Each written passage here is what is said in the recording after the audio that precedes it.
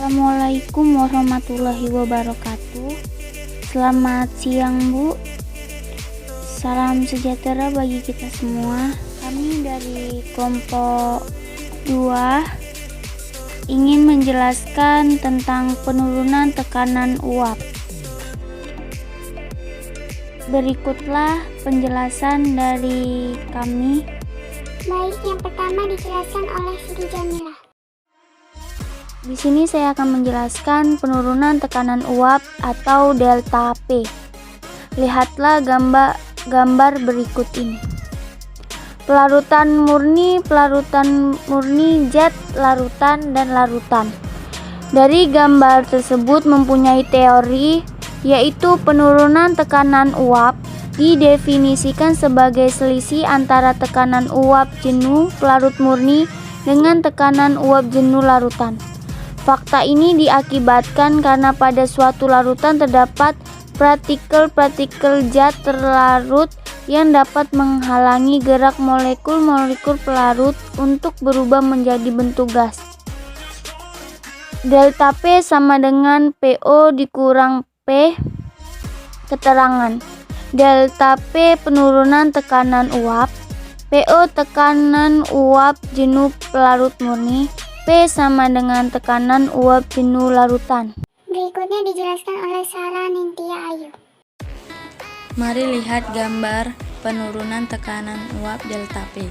Semakin lemah gaya tarik-menarik molekul zat cair, maka semakin mudah zat cair menguap sehingga makin besar P uap jenuhnya.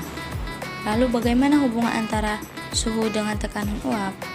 Makin besar suhu, maka semakin besar P uap jenuh. Next, jika di dalam suatu ruangan tertutup dimasukkan pelarut pada suhu tertentu, sebagian pelarut tersebut akan menguap dan memenuhi ruangan tersebut. Dan inilah penjelasan dari Harmoni Tampuban. Untuk lebih memahami materi penurunan tekanan uap, mari perhatikan gambar berikut. Terdapat dua tabung pada gambar tersebut, di mana tabung A berisi pelarut murni atau air, dan tabung B adalah larutan. Pada tabung A, apabila air atau pelarut murni dalam sistem tertutup dipanaskan, beberapa molekul air akan menguap dari fase cair menjadi gas. Nah, karena proses pemanasan terjadi dalam wadah tertutup, maka uap air yang terbentuk tidak dapat keluar dari sistem sehingga mengembun atau kembali menjadi air berfase cair. Kedua proses ini terjadi hingga tercapai reaksi kesetimbangan atau reaksi dua arah. Tekanan uap yang ditimbulkan pada saat tercapai kondisi kesetimbangan disebut dengan tekanan uap jenuh. Sementara pada tabung B, penambahan partikel terlarut ke dalam air atau pelarut murni tadi akan menghalangi pergerakan molekul-molekul air untuk menguap. Nah, hal ini yang menyebabkan tekanan uap jenuh larutan lebih rendah daripada tekanan uap air. Berikutnya penjelasan dari 20. Rumus penurunan tekanan uap larutan non-elektronik lebih rendah dari larutan elektrolit. Karena dalam larutan elektrolit adanya faktor Van Hoff atau I, adanya konsentrasi zat terlarut berpengaruh terhadap penurunan tekanan uap larutan yang dijelaskan dengan persamaan rumus. P sama dengan X pelarut titik tekanan larutan murni. Delta P sama dengan tekanan larutan murni dikurang P. Delta P sama dengan tekanan larutan murni dikurang X pelarut titik tekanan larutan murni. Delta P sama dengan 1 kurang X pelarut titik tekanan larutan murni, karena 1 kurang X pelarut sama dengan X terlarut. Penjelasan dari Novita Sari. Delta P sama dengan P tekanan uap larut murni dikali X terlarut. Keterangan, X terlarut merupakan fraksi mol zat terlarut. X pelarut merupakan fraksi mol pelarut. Adapun contoh soal berikut ini dibacakan oleh Retno Anissa. Contoh soal 1. Sebanyak 10 gram zat Y atau non-elektrolit dilarutkan dalam 180 gram air pada suhu 25 Celcius. Ternyata tekanan uap larutan turun 0,2 mmHg. Jika tekanan uap air murni adalah 25,20 mmHg, tentukan massa molekul relatif zat Y. 2. Hitunglah penurunan tekanan uap jenuh air bila 45 gram glukosa atau Mr sama dengan 180 dilarutkan dalam 90 gram air jika diketahui tekanan uap jenuh air murni pada 20 derajat Celcius adalah 18 mmHg. Berikutnya dijawab oleh Nazmul Fahmi.